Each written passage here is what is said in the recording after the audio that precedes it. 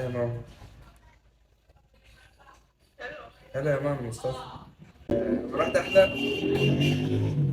ها. والحلاق اللي انا بحلق عنده لقيته قافل.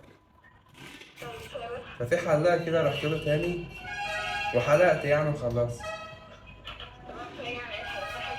ما هو بتاع دوت هو بدين فاتورة لقيتها فيها حاجة. هو أنا كان معايا 150 زي ما أنت عارف. بس ده راجل 200 جنيه. اه. طيب. كام؟ ما معايا بس هكمل. هو أنا جاي أحاسبه لقيت الفاتورة غالية. الراجل رمضان. الراجل أخد مني التليفون ومش راضي يمشيه. كده المفروض انا. يابا والله ما بهزر. اتصل بقى تاني. طيب أعمل إيه؟ الراجل متأخد مني التليفون مش راضي يمشيني. التليفون وتعالى. هو مش معايا فلوس اصلا، بس هتسيب التليفون يبقى ما يجيلك فلوس بقت ايه؟ إيه؟ انا مش معايا فلوس. ما هو مش راضي يمشيني التليفون ما كملش 2000 جنيه. طب ما تمشيش ما تسيبش التليفون بقى متصل. طب أعمل إيه طيب؟ امك بص.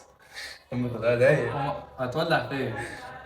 لا شكلها فيها ما حافظان، عارفه انه بيحاول. انت بتقول له سيب التليفون. أعمل إيه؟ اتصل بقى، لا ماشي انا هسيب التليفون. ولا هاخد اللي انا منك. اتفقت معاه اسيبه وبرجع له تاني. طب أسيب له التليفون؟